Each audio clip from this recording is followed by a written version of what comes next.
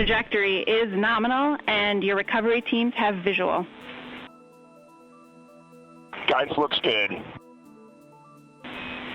No action for the enabled internal camera controller fail. Big cheers from the viewing room here in Mission Control as voice communication reestablished with Commander Reed Wiseman.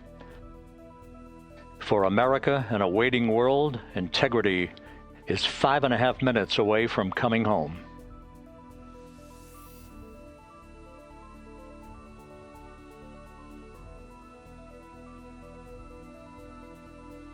Passing 100,000 feet now. Range to splashdown 19 nautical miles.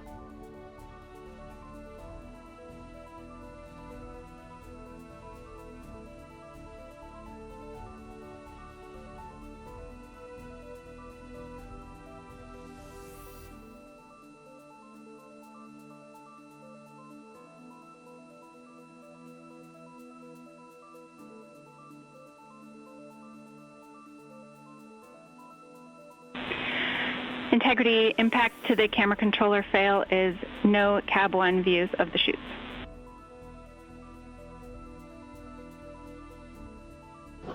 Integrity. We're processing good data through the GPS system. A good view of Integrity, time to splashdown 4.5 minutes.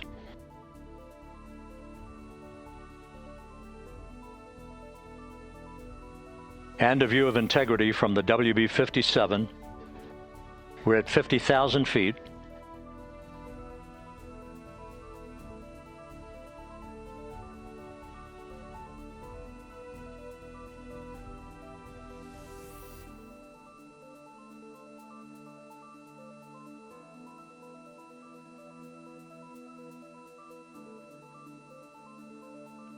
The pyros are armed for forward bay covered jettison.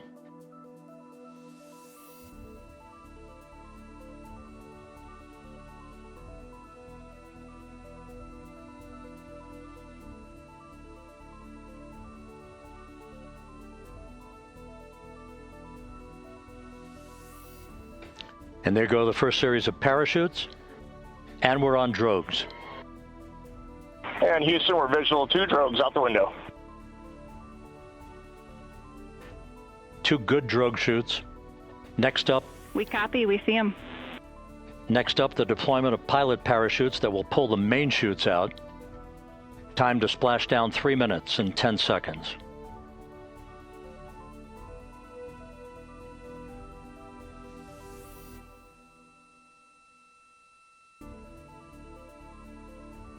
Perfect descent rate according to flight dynamics. Good rates on 2 drogues.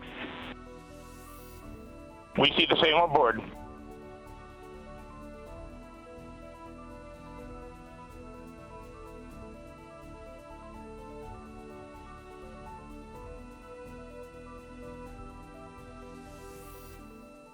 Passing through 10,000 feet, still on drogues.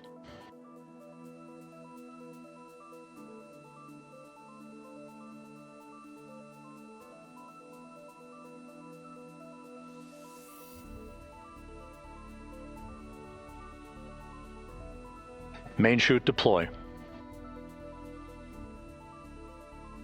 We're at 5,000 feet.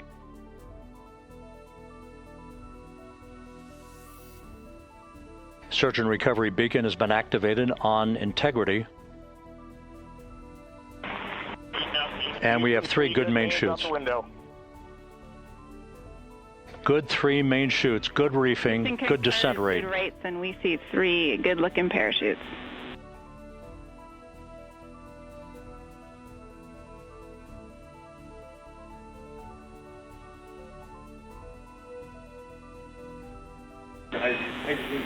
Integrity. Cabin pressure indicates no need for hydrazine checks. Integrity copies. This is a perfect descent for Integrity. Its crew sounding hale and hearty on board. Time to splash down 1 minute, 15 seconds.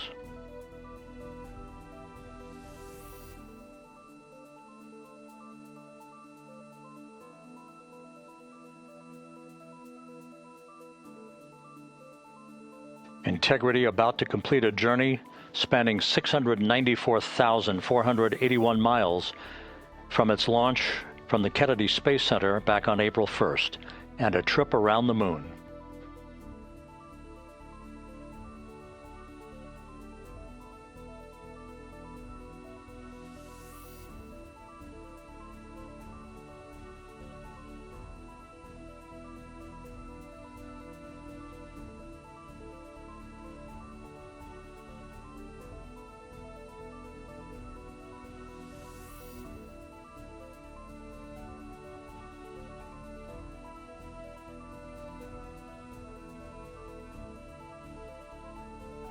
Passing through 1,000 feet,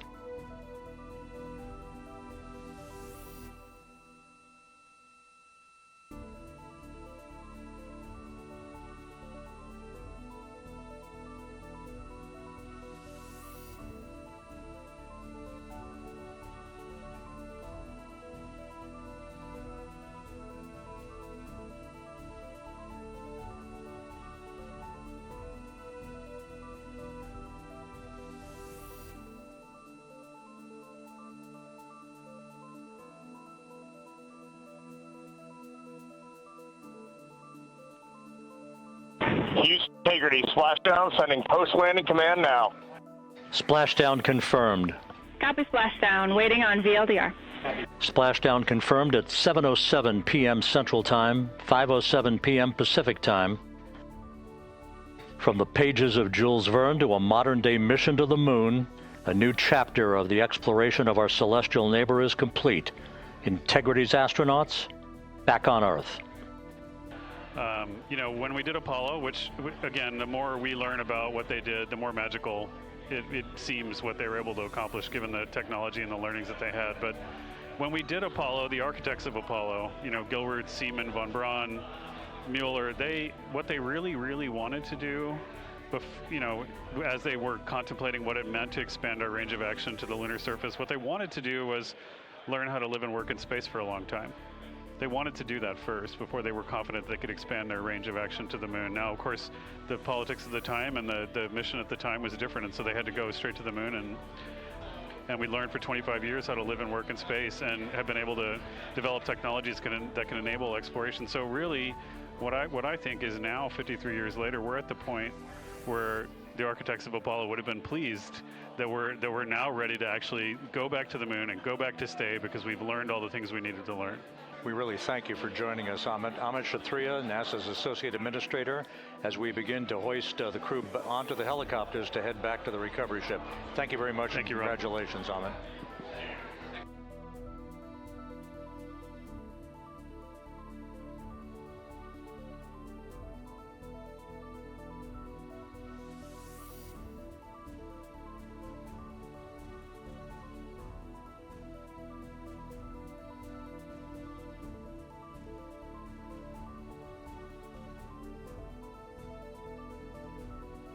This is Mission Control Houston, with the crew members now beginning to be hoisted aboard the Navy helicopters. Let's go to Megan Cruz aboard the USS John P. Murtha, who will take it from here.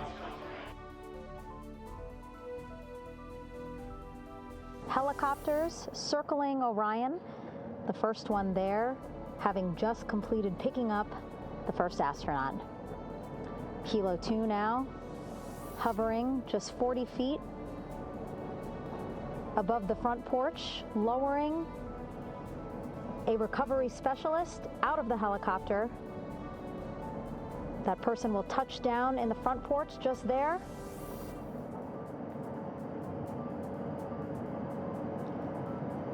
The crew members already outfitted with a harness that will allow them to quickly attach to the hoisting device.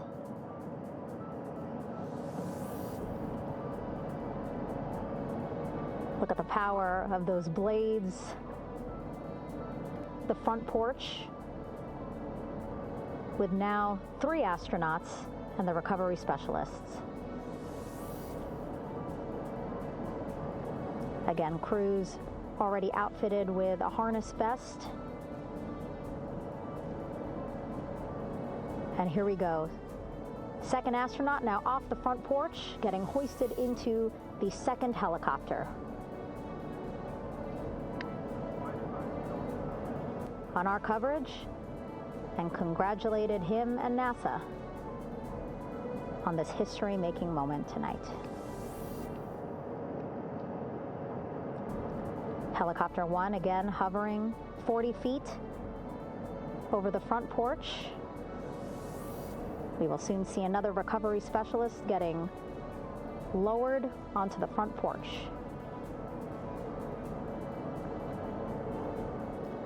Wow, imagine sitting on that front porch, the wind, the water.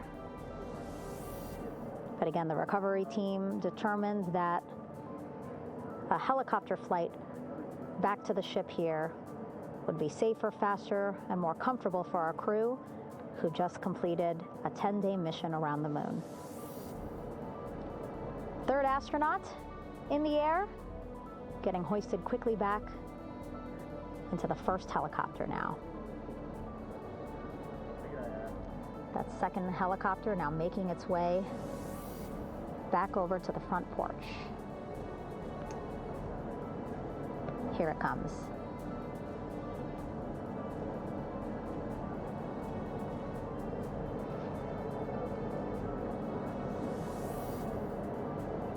Making its final approach here.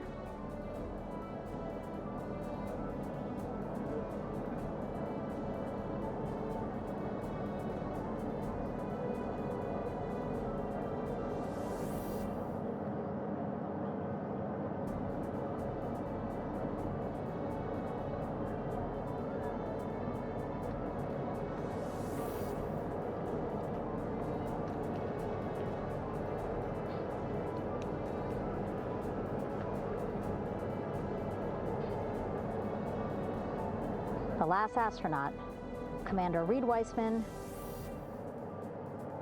now off the front porch and almost into the second helicopter.